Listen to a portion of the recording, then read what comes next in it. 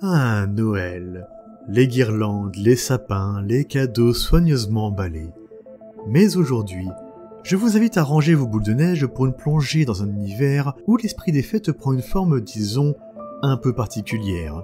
Parce que oui, même dans les ténèbres sans fin du 41e millénaire, une étrange figure semble vouloir réchauffer nos cœurs, en haut des barricades.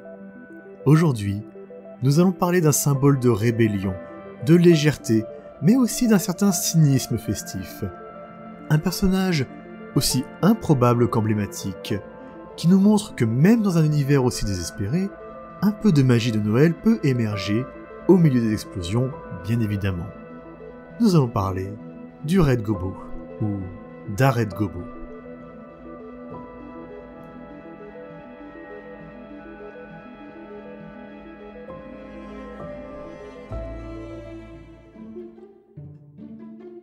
Commençons par planter le décor. Dans Warhammer 40 000, les orques sont l'incarnation même de la guerre insouciante. Ils se battent non par besoin, mais parce qu'ils adorent ça. Une race entière qui trouve le bonheur dans le chaos, dans les bagarres, et dans un usage, disons, assez libéral de la peinture rouge. Mais qu'en est-il des grottes, leurs cousins chétifs? Pour eux, c'est une autre histoire. Les grottes vivent une existence misérable. Esclaves des orques, ils ne sont pas considérés comme des individus, mais comme des outils. Assistants maladroits, chair à canon, voire punching ball ou amuse-gueule dans les pires cas. Pourtant, ces petites créatures rusées ne manquent pas de ressources. Dans l'ombre de leur maître, ces créatures complotent, manipulent et rêvent parfois d'une vie meilleure. Une vie où ils ne se contenteraient pas de ramper au pied des brutes vertes. C'est là qu'entre en scène d'Ared Gobo. Non pas un individu unique, mais une idée, une légende qui ressurgit à chaque génération, comme un feu de rébellion au sein de cette oppression orcoïde. Dared Gobo, c'est plus qu'un personnage, c'est une figure mythique. Son histoire commence dans les années 90 avec le jeu Gorka Morka, édité par Game Workshop, où les grottes jouaient les seconds rôles derrière leurs maîtres orques, comme d'habitude.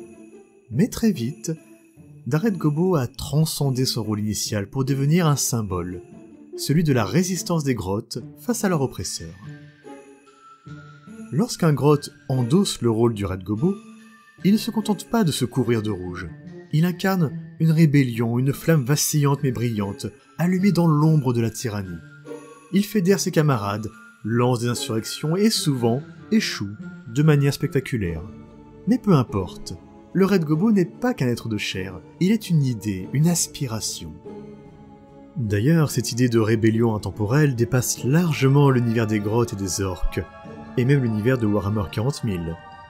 Dans l'histoire, réelle ou fictive, de nombreuses figures ont incarné cette capacité à incarner des idées qui transcendent les individus et qui survivent à leur disparition. Prenons l'exemple de Spartacus, le gladiateur qui mena une révolte d'esclaves contre Rome. Lorsque les légions romaines capturèrent son armée, on demanda aux survivants de livrer Spartacus, en échange de leur vie. Mais au lieu de trahir leur leader, chacun des insurgés se leva en criant « Je suis Spartacus !» et non pas « Je suis Alpharius ». Parce qu'à cet instant, Spartacus n'était plus un simple homme, il était devenu un symbole, un idéal d'émancipation. Un parallèle plus récent avec la figure de Guy Fawkes popularisée par le masque porté dans le film V pour Vendetta. Ce masque, représentant un révolutionnaire historique, a depuis été adopté par des mouvements sociaux dans le monde entier. Il symbolise l'idée que n'importe qui peut porter le flambeau de la rébellion, que l'idée est plus forte que l'individu. On peut même voir dans le domaine des super-héros avec Batman, qui peut également incarner cette notion. Dans le film de Nolan, The Dark Knight, d'autres personnes décident d'endosser le costume de Batman pour perpétuer l'idéal de justice qu'il représente. Ce n'est plus l'homme sous le masque qui compte, mais ce qui l'inspire chez les autres. Si cette figure a évolué au fil des années, ce n'est pas un hasard. Dared Gobo est aujourd'hui bien plus qu'un révolutionnaire. Il est devenu une icône festive, une parodie du Père Noël avec ses figurines commémoratives annuelles et ses scénettes humoristiques. On pourrait presque y voir un écho de notre propre monde, des idéaux initiaux de révolte transformés en produits de consommation. Pensez-y, La révolution qui finit sur une étagère, transformée en miniature. Cela vous rappelle-t-il quelque chose? Saint-Nicolas devenu le Père Noël, son habit vert changé en rouge popularisé par une célèbre marque de soda. Et si l'histoire du Red Gobo n'était qu'une version orchoïde de cette évolution? Une révolution vidée de sa substance mais pleine de paillettes. Mais n'est-ce pas là une magie à part entière? Malgré son côté consumériste, Red Gobo nous rappelle qu'il est possible de trouver un peu de lumière dans les ténèbres, même si elle est portée par un grotte brandissant un fusil bricolé et distribuant des explosifs en guise de cadeau. Il est désormais une figure humoristique au sein de Warhammer 40 000. Il parodie les contes de Noël avec des récits absurdes, où des grottes affrontent l'impossible. Ces petites histoires pleines d'humour orc, explosion inclus, offrent une bouffée d'air frais dans un univers où tout est souvent désespérément sombre.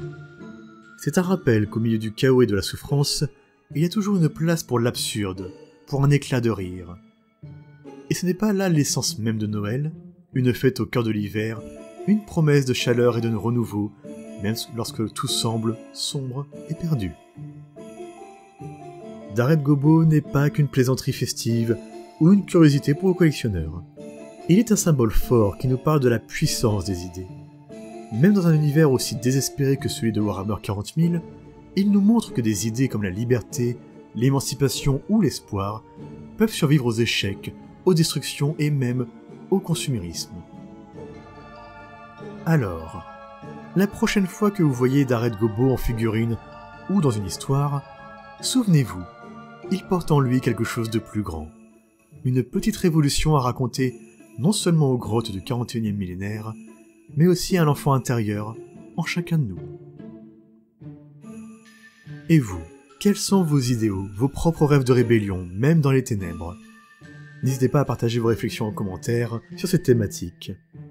Voilà, cette petite vidéo est un peu ma manière à moi de vous souhaiter de très belles fêtes de fin d'année. Prenez soin de vous et de ceux qui vous sont chers. Et comme dirait Red Gobo, sans doute avec un accent un peu plus orchoïde, vive la révolution!